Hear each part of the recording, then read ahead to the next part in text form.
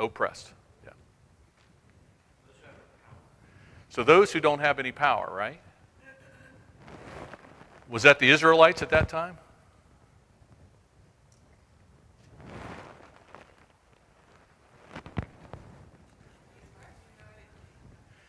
So I don't know what part of this reign, how early, late, or whatever part of Solomon's reign for sure, but we see in 1 Kings 4:20 that the Israelites, when Solomon was in power, were eating and drinking and rejoicing. We see in 1 Kings 4:24 that every one of them had safety and they were able to sit under their own vine and fig tree. And that's why a lot of the Jewish nation kept looking back to Solomon's reign. It was like the best of all things. That's one of the things they were hoping when Jesus came, that he would bring them back to Solomon's time and some of those things, because it was pretty materialistic as far as material plentiful, it seems. But here Solomon's talking about witnessing this oppression. So who's he witnessing being oppressed?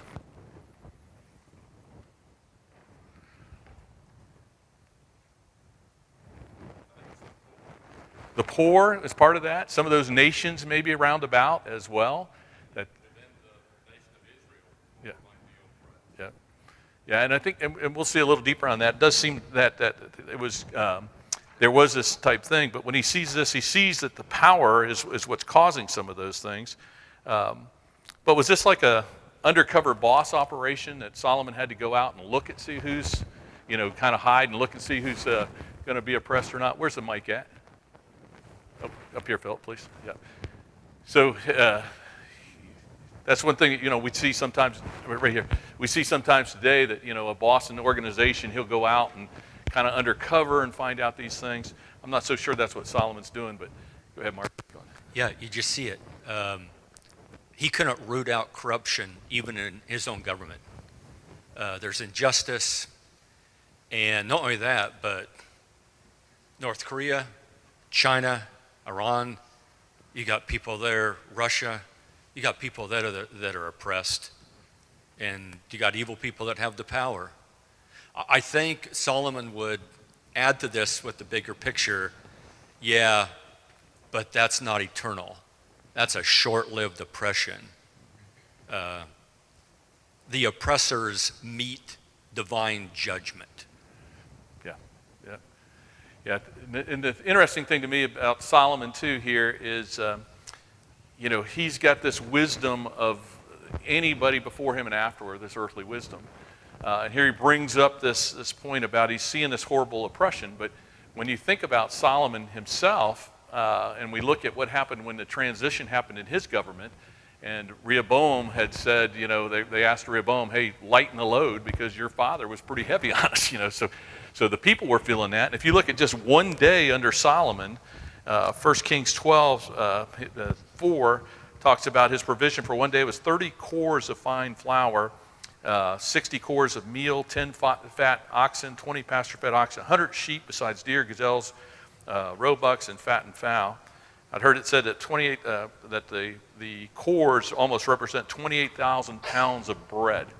So his daily provisions were going to require some pretty hefty, we think of taxations, but back in that day they did collect monies and stuff, but then also tributes from other countries. But to keep all these works were going, we looked in chapter 3 how he had done all these parks works and all these other things. They didn't have Caterpillar bulldozers back then or John Deere tractors. I mean, this was a lot of manual labor and stuff.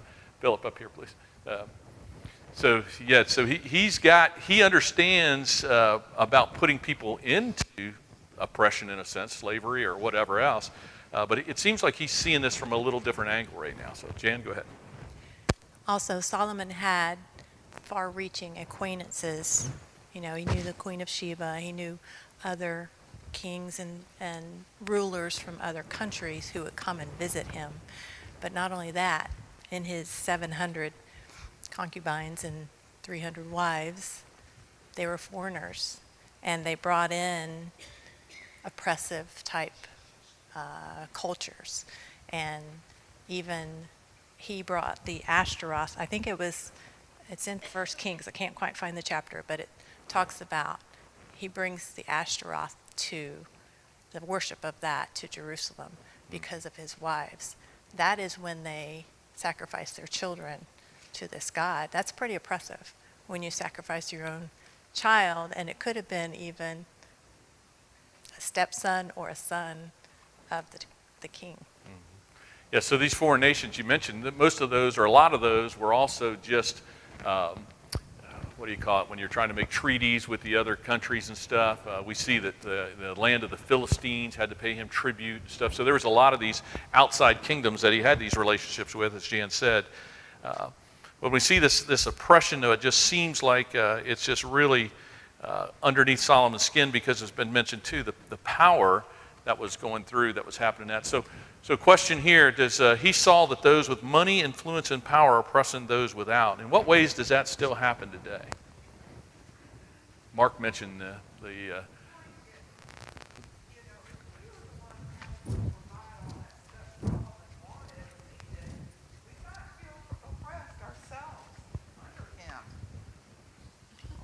I don't know. I don't need this, do I? you do, because there's several people that listen to it on livecast and also later Well, I on. was just thinking about all the things that Solomon had and required. People had to, as you pointed out, didn't have deer trackers and stuff, but people had to do that, and a lot of people may have felt oppressed. You know, if they didn't do their job, they would be punished, I'm sure. Yeah. Well, we saw the leaders of the land when Rehoboam took over asking for a break from some of those things, to deal with them gently, is how they put it too. So the people of Israel were feeling it, but also earlier on, and somewhere in that kingdom, the people of Israel were benefits from it. So they were getting that from outside oppression as well from some of these other countries. But we see some of this that's happening. He recognizes it. So how do we see that? In what ways do we still see that today? Do we see oppression today? And not just in foreign countries, right? I mean, do we see that in other aspects of life? What kind of ways? Alan or Harlan? That's kind of how I feel about Biden and the Biden administration. I hate to tell you, there's so many things that are so horribly done. Makes me feel a little oppressed, I can tell you. Yep. So not going to get totally in a political aspect here, but there's different. But I'll tell you what, though, it is interesting. Tony Dungy, I'm a big fan of Tony Dungy, and recently he just made a comment or a statement that he was going to attend the Walk for Life, in Washington, D.C. And I'm telling you what, I mean, they pulled out the full court, blitz, pulled out an attack on him right now, that they're trying to get him fired. They're going to NBC telling him, because he's a sports broadcaster too. And I can tell you, Tony Dungy seems to be, from everything I can tell, a very good Christian man. His morality is good, and I think genuinely loves the souls of all people, so I don't think he's being any vindictive at all about what he's saying about going to attend this March for Life. Matter of fact, he said that, he needs to be a voice for the babies that can't speak. And so in his case, on that situation, it's one of those things to where, he's going to be oppressed. He'll probably lose his job, because we see these things nowadays, that truth, it's hard for truth to be able to be spoken. And Jan and I were talking about this a little bit. It's one thing, most of us are not fighters in a way that we're going to really go down and really condemn somebody, get in their face and tell them where they're at and everything. But we don't condone those things. But it's gotten to the point now, and seemingly blessed by our government, that it's not only do you have to, accept it, you have to like it, and you have to, make that a part of your life. So we in some ways are being oppressed by these things, what they call the woke mob, some of those other areas like that, you cannot, you can't stand for truth in some of those ways. And we saw a little bit of a cycle of that just a few years ago, before, where it was actually going after preachers for, speaking the truth, especially when you get into Romans chapter 2 and some of those areas. It was getting difficult for those men. We take out an insurance policy in this church for the leaders and the speakers and the teachers, so that if they say something that can come back against them, there's a liability protection for them, because that's real. That's what we're living in today. Mark? It's not the money, influence, and power, because those can be neutral things. In fact, those can be really good things. Daniel, Joseph, they had power, they had influence. And If you want a cell phone, it takes $4 billion to make a chip factory, and somebody has to have money. And we benefit from that, but it's sin. You throw sin into the equation, everyone who commits sin is a slave of sin. Sin is always oppressive. And it's almost a warning, if you allow it into your life, you're going to end up oppressing. You're going to be oppressed, but you're going to oppress other people too. You're going to become an oppressor if you allow sin into your life. And I like what a couple of people have said that have been lit up on the internet. Said it's the best thing that could have happened to them. Because all of a sudden people rallied to their side is that they gained far more viewers with being hit hard. But when you're hit hard, do not apologize for the truth. Yeah. You hold your ground. Evil will back off when you hold your ground. Eventually, hopefully so. We see in James 3:14 it says, about speaking against the truth, that the wisdom there is demonic. The earthly wisdom is demonic. Jealousy and self-ambition exist, and there's every evil thing that can come out sometimes in this life. So we have to understand that it's, again, that vertical view, this horizontal view, this life we live now. It is one of these areas to where it's going to be temporary. Now, is there going to be oppression? There's going to be suffering. There's going to be this roller coaster ride. Yes, we're going to have those things, but we need to be constantly looking at that vertical view.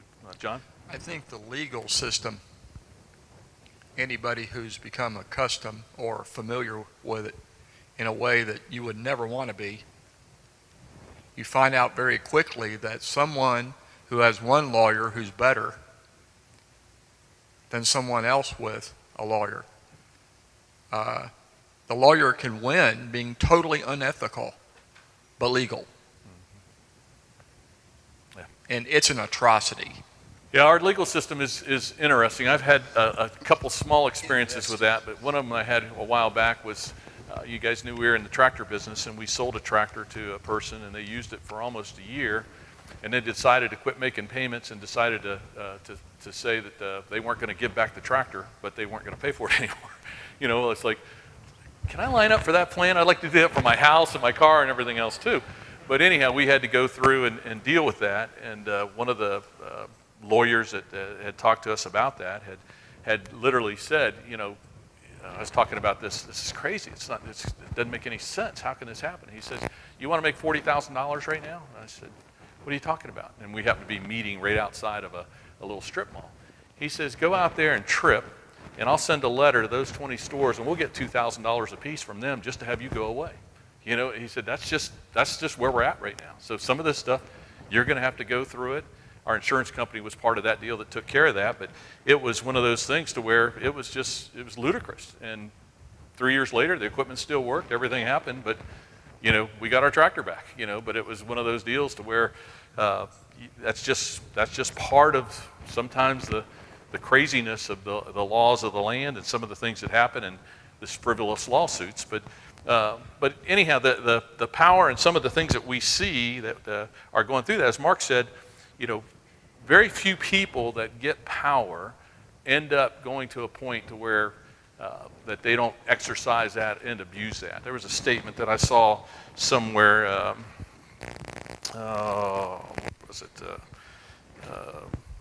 The one with the most power has the ability for the most abuse. And that's something that we just got to consider in looking at that ourselves. So Arlene, you had a comment there too, I'm sorry. Just talked about how real this is today. I'm on a strict media diet, so if I see this, I'm telling you, it really is bad. Because it actually, and I was horrified. A gentleman who is a pro-life activist would take his son with him, his 10-year-old son with him, again, he's a Christian, very avowed Christian. I don't remember if he was a preacher, but his son would go with him, and they would drive quite a distance to protest the abortion clinics. Well, Planned Parenthood, we don't realize what a monster that is, how powerful they are. At any rate, they had one of their people come up and start antagonizing the 10-year-old son, calling him all kinds of names, very vulgar, very threatening, and the father steps in and says, don't talk to my child like that.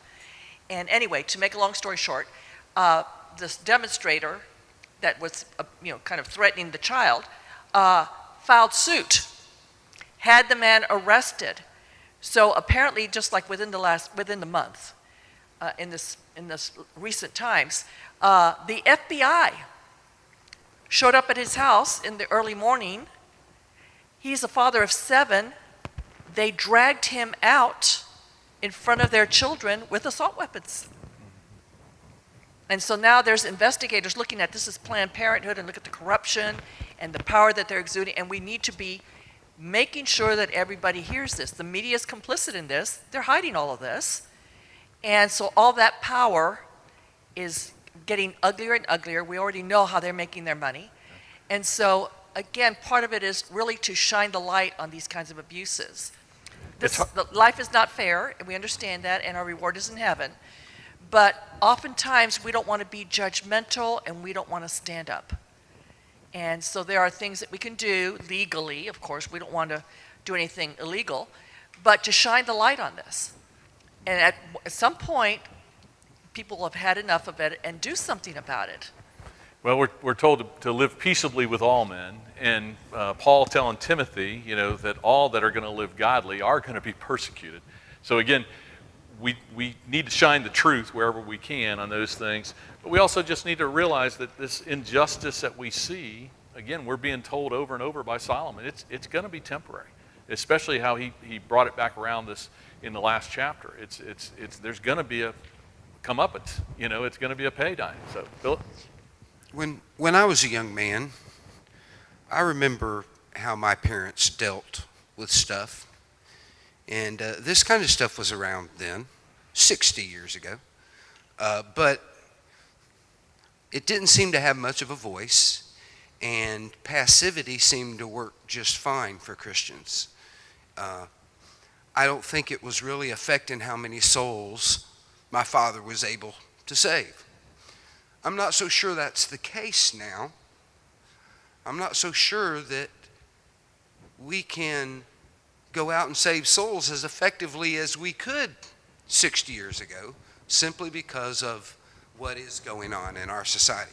And so that means that no longer can we stand by because we're not able to be obedient to our Father anymore because of our government. So we've gone and gotten into it, and you said you didn't want to, but yeah, the political thing is an issue that it would appear that we as just Christians trying to go to heaven are going to have to get down in the swamp with it. And Well, I think the first thing we got to do is get down on our knees. We need to have calluses on our knees right now. There's no doubt, because it is demonic wisdom that is being spread. It is turning truth upside down, calling what is bitter sweet, all the way back through. And it's really up to us to be able to look at that. And one of the next question was that Solomon had all kinds of cynicism when he was looking at these things.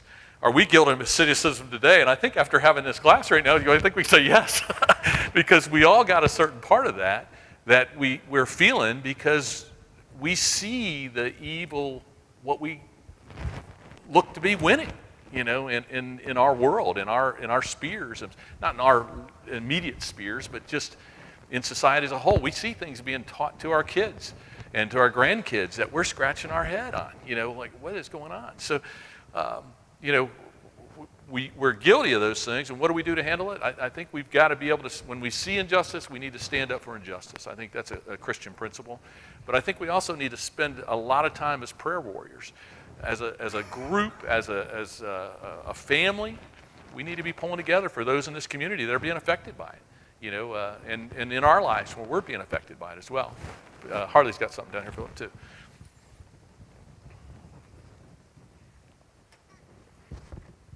I just want to go back to the oppression thing for a second. Think about it. Everybody in this room right now is oppressed. Everybody in this entire building. You know why I say that? Because we've got bulletproof glass on the doors. The doors lock automatically when we come into the building, and they shut off they lock at a certain time, and we're not safe anymore. Christians are being persecuted and oppressed all over the world. That's what's going on. And I don't see it coming to an end anytime soon. And I agree with this gentleman back here on the politics, too. I mean, you want to say something that's oppressive to us as Americans? It's called the IRS. You know, the idiot that's in charge of the government right now, that's occupying the White House, is spending like a drunken fool, and we're the ones that have to pay for it. There's a debt coming, but again, those are things that we can do our part, where we can and things like that. As far as safety and security, you're right. There's been a craziness that has developed over the years. We see here, like you say, we're taking those precautions to make sure that we do have safety, and some of that stems out of several of those church shootings that happened several years ago. But at the same time, we see it in African countries right now, Muslim countries. Christians are being beheaded.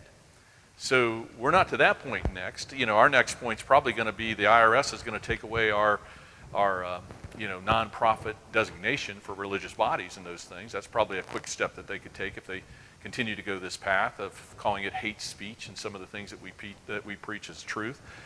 So we've got to be watching those things. But again, I still say if you're not on your knees, that's where it's got to start. Lori. And not only being on your knees, but we have to remember God's in control. Right. We are not. And He has a plan, and it always works out. Okay. And that's why we're saying this is a temporary, situation, because again, how long is our life in the scheme of things?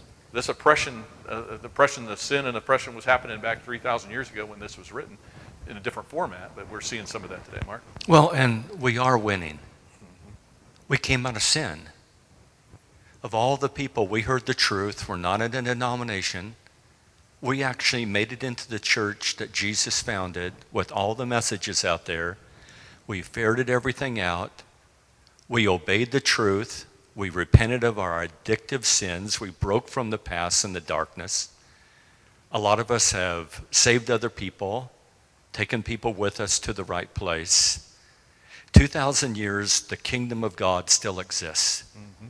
Halfway around the world, the church of the Lord Jesus Christ still exists. And there's a lot more believers on the earth today than there were in Noah's time. There is a sense, and don't lose sight of it, we are winning. And we know the end of the story. And you cannot stop the gospel. I like what Paul said in 2 Timothy 2 about verse 8. I'm in prison, but you can't imprison the gospel. Mm-hmm. You cannot stop people from being baptized. Yeah. You cannot stop the church, the kingdom. Mm-hmm. And I know we see a lot of bad stuff, but sometimes we got to see that bigger picture out there. We've got the most powerful message that man has ever been given. And I would say, besides prayer, don't lie. Don't say anything that you know is a lie. Don't say anything you know that is not exactly the truth. Don't bend it. You speak the truth. Someone said the way communism grabbed hold of in Russia is everyone lied to everybody about everything all the time. And that's kind of starting to happen in America. Everyone's going all along with the emperor has great clothes on, he's naked. And so, don't lie. Yeah, it starts with us. Yep. Austin's got something there, Phil. James chapter 1 verse 2 comes to my mind when we think about oppression, because he talks about, consider it all joy, my brethren, when you encounter various trials, knowing that the testing of your faith produces endurance.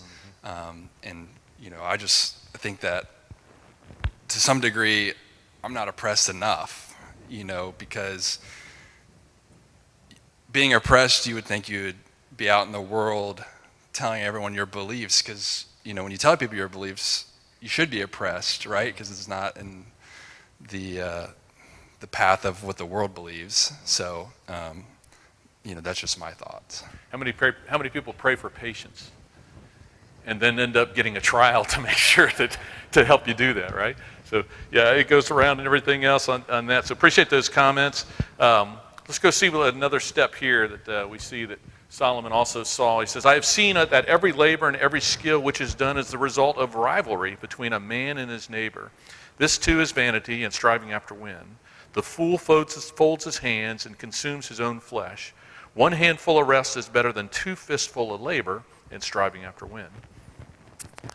So Solomon here sees also, he sees this rank rivalry that he's talking about. And he's looking at that. The folding of the hands, as we saw in Proverbs, a couple of those things, is really a reference to sleep. And he's mostly regarded into where it's a little bit of a lazy man or sluggard, a couple of those things that were brought up that way. But Solomon sees these things, that this rank rivalry. So how is it result of rivalry between the one striving after win, the one with two hands, and then one who's basically a sluggard? How's that produce rivalry? How's he seeing that? What's those extremes look like?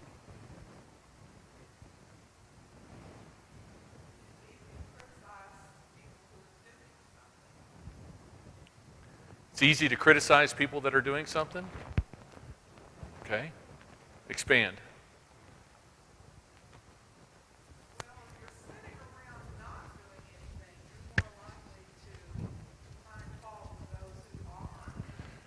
So if you're sitting around not doing anything, you're find fault. So what's that grandma used to say, that idle time is the devil's workshop or something like that? Yeah, idle. So okay, that could be one thing. If you're not doing something, you might look at somebody who is doing something and look at them and just the opposite that way. So what's another contrast? Shout it out if you got it. John? They're both critical of one another. On the account, they're both critical of one another because there's no balance. It's an accusation both ways. Okay. Yep, so it goes both ways there. Do people plan to turn out to be workaholics? Because we got this one extreme is a workaholic, the other one's a lazy guy. Do people plan to actually turn out to be workaholics, do you think? No. How's it happen? Trying to quench a thirst, right? Yeah, that's a thirst that I think we've all been sold. You know, I mean, I know when I was growing up, they used to have all the commercials of the beer drinkers and the smokers and everything. Life doesn't get any better than this, you know, kind of deal. Those kind of those things put out. Several different things that have tried to appeal from the materialistic, and I think sometimes we can see, you know, certain things have been sold to us as a culture is really just kind of like trying to keep up with the Joneses, right? I mean, that's been something that's been around from the very beginning, you know, and several times, right? So we see as part of one of the 10 Commandments, you know, something we don't think about that much, but there was you shall not covet your neighbor's house, or your male servant, or the female servant, or his ox, or his donkey, or anything that belongs to your neighbor. So this coveting's been around for a long time, but yet sometimes we have a rivalry in a different sense from the workaholic to the sluggard, but we have a rivalry sometimes just in society.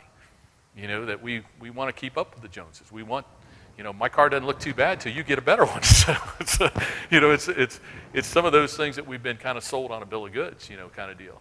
I think it was Dave Ramsey who says in some of his stuff, you know, that if you live like nobody else today, so you can live like nobody else tomorrow. Now, what he's meaning by that is live within your means today. You know, in some cases, pay cash for things. Don't go credit. Don't go that way, so that later on in life you'll be able to be better off at those times of those things, and not have the debt or not pay that interest over years and stuff. But what we get sold in just about every single marketing advertisement that is out there is we need that product to keep up. You know, and again, I think that's a trap that we can kind of fall into. And look at it. I just think back, you know, over the years, you know, it didn't seem like when you got a raise or something like that, it didn't seem like you ended up making more the next year. It seemed like it just went to other stuff, you know, kind of. It just we tend to get those things filled out. And certain part of things we need to have. There's certain things where family gets added. We have to go to that dreaded minivan now, you know, or whatever, because we need the space. But overall, it's one of those things to where I think we just need to again, look back at the rivalries that we're part of in some of these things that are really kind of somewhat tame at times. We don't think through them. They seem to be harmless, but yet what is the messaging? So, Steve. I can talk loud enough, Gary. Yeah, you can. But we got to have it on tape for a couple people. So. Some people would say things like, "Well, I work so that I can eat. I like to eat, therefore I work." But I would say that the Bible teaches us to work so that not only I can eat, but I can feed others. Right. So I think that's really the thought process behind this, trying to keep up with the Joneses, you know. I work because I know that it helps me and my wife, and it also helps others, and that's what's important to me. Yep. So what's the base cause of some of these rivalries? Somebody mentioned the balance. We'll look at that question in a minute. But I think in our lives, I think we've got to truly find the contentment, right? Paul said to the Philippians, you know, about how that he not only could he speak from want, but he's learned to be content in whatever circumstances I am. I know how to get along with humble means, and I know how to live in prosperity. In any and every circumstance, I have learned the secret of being filled and going hungry, both of having abundance and suffering need. I can do all things through him who strengthens me. And again, that vertical look, that past this life of looking that Christ is what matters. It doesn't matter. And Paul, you know, think about what Paul, look at 2 Corinthians 11 sometimes, and look what Paul went through. I mean, he's went through what? Stonings, beatings, prisons, shipwrecks, cold exposure, you know, all these different things that he faced physically, let alone the stress he had for the concern for the churches that he was trying to go that were getting attacked by those people around, the pagan people that were around them and stuff. So he was really able to go through all those things, but yet he had this foundation that we should have in Christ. And if we have that, then what can man do to us? I mean, what's it? You know, if we're looking at those things, there's nothing man can do to us. It was said that contentment hinges on what's happening inside of us, not what's around us. And again, that kind of speaks to the hunger that Mark was saying a minute ago about, you know, they can't find the thirst. If we just look at the material and some of the things here, we're never going to get filled. It's not what fills us. It's not what can fill us. You know, contentment also is want-oriented and not need-oriented. You know, if we should ask our question every now and then, is God meeting my needs? And if he is, we should stop and say thank you.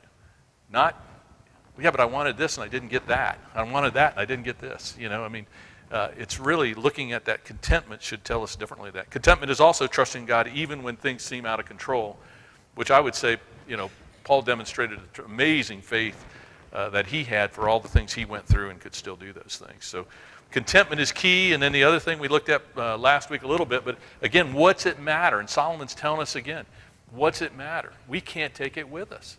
It's going to be over, and it's going to go to somebody else. So whatever we work for, materialistic and those things in this life, if we're trying to keep up with all these things with the Joneses or whatever else, the wants of the material things, it doesn't matter. We should look at, like Hebrews 13 says, make sure your character is free from the love of money and being content with what you have, for he himself has said, I will never desert you, nor will I ever forsake you. So we can confidently say, the Lord is my helper, I will not be afraid. What will man do to me?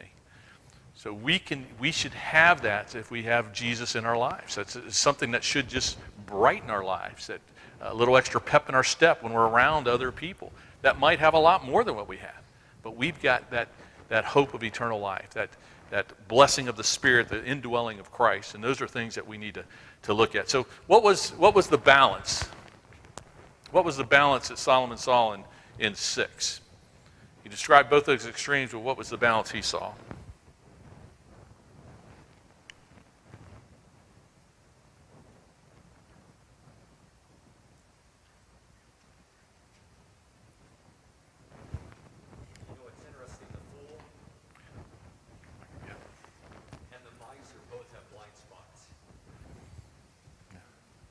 I've always been struck by the passage that the fool, and I take it like a modern day example. I'm on the system. I got my government stuff coming in. I'm going to let other people take care of me. Man, are you stupid working so hard? And he consumes his own flesh.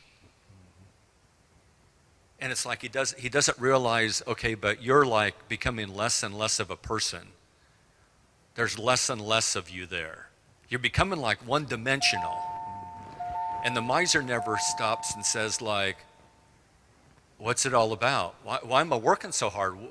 Why am I driving myself? And that verse 6 says, what is a hand of rest? It's someone said, God wants to give us things, but we got both hands full. Well, you got to let one go. And you got to have that hand to rest with the hand of labor. And to me, I've always said that this was just a beautiful, simple, but powerful section, because we're going to play one of these roles. You're like the parable of the sower. You're going to put yourself in one of these boxes. So he talks about there too in Proverbs 15:16. This is from our book, Put in Your Own Words, the life wisdom offered there. I think which is part of the balance looked at too is between those two. Better is a little with the fear of the Lord than great treasure and turmoil with it. You know, just a little with the fear of the Lord is more. Better is a dish of vegetables where love is than a fattened ox served with hatred. One handful of rest, Ecclesiastes 4:6, one handful of rest is better than two fistful of labor and striving after the wind. So again, what are we going after and why are we doing it? You know, again, we need to be looking at what we can look at. So a handful of contentment and peace is better than two fistful of clawing and climbing to the top of the ladder. So does our contentment, does that change over time in our life? We looked about cycles of life, periods of life, decades of life in some cases. So how does our contentment change over time?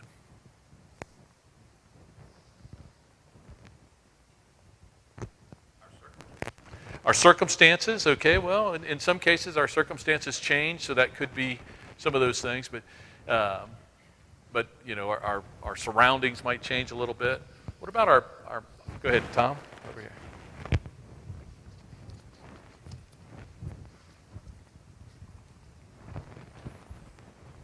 I was just going to say, if we're observant, the older we get, the more we can see things play out. Yeah.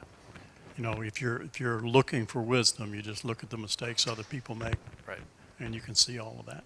Yeah. And so maturity brings about a different perspective as well. And I think that's what we're seeing with Solomon over this time in his life as he's looking back at all these things and seeing these things in 2020 vision. But I think it helps us as well. The priorities change in our life, those things. The one constant, though, that everybody in this room should have is Christ, right? That should be no matter what happens throughout whatever decade of life you're in, and we have different challenges and different responsibilities at different times in our life. But with having Christ in our life, that should be the center. That should be the core, the anchor that holds us together. That these other outside things shouldn't, you know, what's the thing? Squirrel, you know, is it over there? Squirrel over here, or shiny thing, whatever it might be. Those are the things that we need to look at. Somebody's back here got a comment. I'm sorry. I was just going to say, the older that I've gotten, the more that I just have more peace and contentment, knowing because that God will provide, that He has provided again and again, that I don't need to worry about, you know, what I'm going to have next year or tomorrow, or He's promises to take care of us if we put Him first. And I just know with time and getting older, I've just learned to trust that more, and I'm very thankful for that. I pray that continues, you know. Yeah, I think it will over time. I mean, that's one thing that I've noticed in my own life. You know, we used to hear them all the time. The old timers would tell us, you know, oh, it's going to go by so quick. You're going to know, you know. And then over time, it has been going by when you look back and say it has went by quick. And you know, pretty truthful understatement. But there's a song out that was I can't remember all of it, but it was basically the thought is "Dear Younger Me," and it's basically what would you tell your younger self now, and would you listen? Actually, you know, too, you know, but how much would we go back and tell our younger self so many different things that we could have learned by somebody else teaching us, but, you know, but would we have listened in that decade? You know, that's the other question, I guess, on there. We're going to finish up for tonight. We'll pick up on Wednesday night through the chapters or 7 and 8 and on through the rest of the chapter there. So thanks very much for your comments and feedback.